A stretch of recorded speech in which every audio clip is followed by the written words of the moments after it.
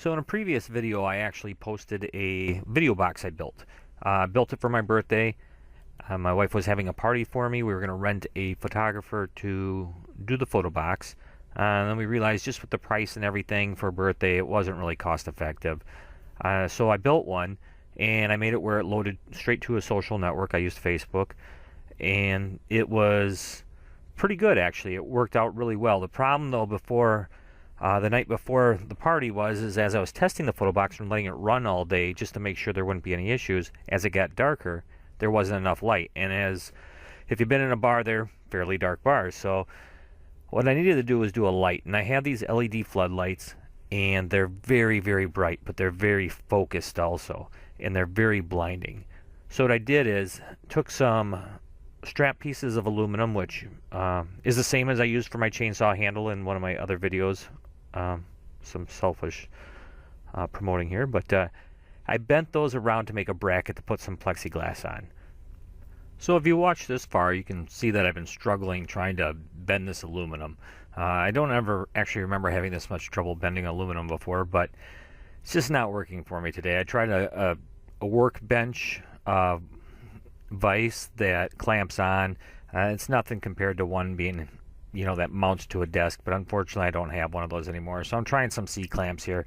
I do eventually get it bent around. The main part is going to be basically just getting a C design with some 90-degree bends at the end of that also for mounting the plexiglass. So right now all I'm doing is I'm just lining it up to bend around the frame of the LED light. Once I have that, then I will bend the 90s at the end. So the C-clamp worked pretty well. It gives you a nice straight edge. You just got to be careful because as you're hitting it, it wants to actually, the screw part wants to move also. But this so far was my best option. Okay, a little jump ahead here after I bent the first 90 degree at the end. I'm going to cut the aluminum at this point. I don't want to have to bend that all over, and I happen to have a reciprocating saw, so I just took advantage of it and cut through it real quick.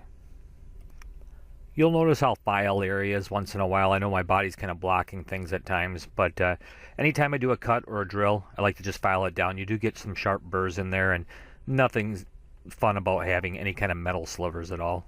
Okay, now that I got it cut and filed down a little bit, I'm just using a block of wood to kind of just visualize where it is straight across. I don't want to just bend it anywhere. I am in a pretty big hurry because this needs to be done by tonight. Nothing like waiting to the last second for everything. But I'm just going to mark it off here, and then I'll also clamp this also and bend it over. And once this is done being pounded over, I can get the step down bit I'm going to use. It's actually the same one I used in the photo box episode to extend my table saw over 10 inches. And I'm going to drill some holes in the front here. I'm also going to use it later for the plexiglass. Okay, now that I have that bent over, what I need to do is drill some holes in it. So I'm clamping the scrap piece of wood here, going to unscrew the handles here, and just wrap what I've already bent of the aluminum around and just see where it fits. I'm hoping everything lines up here. There was no measurements taken ahead of time. I am doing this as quick as possible, but here's where I'm using that step down bit to drill in. I'm zooming in. I apologize for the grainy quality, but you can get the point. It looks like a cone. Basically, what it does is it shaves away instead of just digging in. A normal drill bit has a tendency to grab and twist on you, and you get oblong shapes. It's just kind of a pain. This actually makes a really, really quick work of it. We'll hit both sides of it here, and this is where the plexiglass will actually get screwed on or bolted on. A little bolt I'll use for it. And then here's where I'll mark off where I want it on the base of the LED itself. If you don't have a step down bit, careful when you're buying them. They are very expensive. I know stores like Harbor Freight will sell 2-packs because you have a more wide cone and a more narrow cone, and they're much, much cheaper there. If you don't use one a lot, or you're drilling a lot of aluminum and plastic like I do, it's not so bad. You start going through steel and things like that, the cheaper ones do wear down a lot quicker. But for what I do, this actually is one of the more expensive ones, and I found out about the Harbor Freight ones later. Now I'll probably buy the cheaper ones. I don't ever really go through any heavy metal anymore, and when I did, it was carb sheet metal, so that's not the strongest stuff in the world either. And you can see as I'm drilling this, it goes down, it's a step down bit because it actually goes down by steps. So you want to be careful when you're doing that, and you'll see that I'll drill, check to see if the bolt threaded piece of the side handle goes through, and if it doesn't, I'll drill a little bit more because I don't want to overdo it. I want the tolerances to be as small as possible since I am kind of just winging this really quickly. Next we'll be cutting the plexiglass. Luckily I had some laying around. It's not an item that I guess a lot of people have, but you can get it at pretty much any local shop.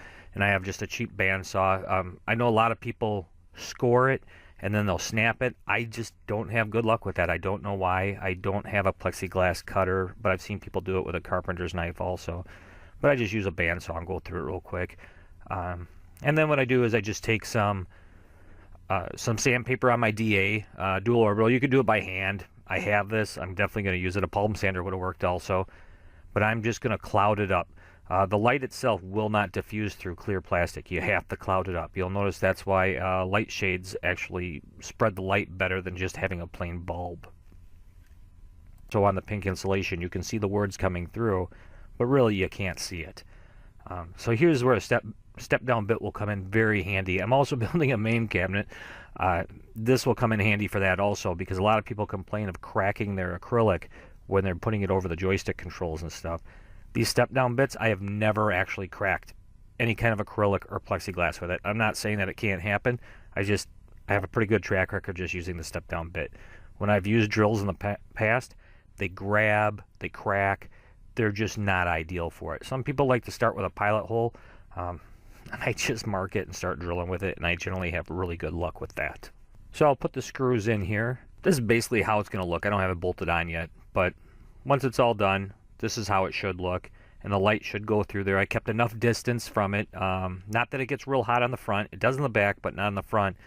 And it's not perfect, as you can see, but its sole purpose is just to diffuse the light. Okay, so I ended up going up with 2 pieces of plexi here and bolting those on. On the front piece, I actually oversized it just a little bit. Tried to cut it a little better so it wasn't as oblong. I just didn't like how much light was still getting through. There's 12 LEDs in these work lights. They're actually really nice work lights. Do a little comparison here. So that's pretty bright. It lights up the room really, really well. My camera's freaking out at it even.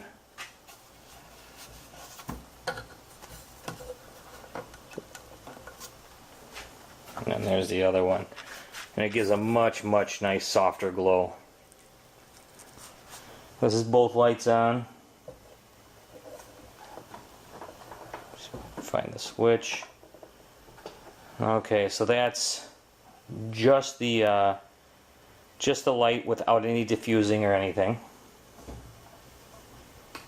No lights.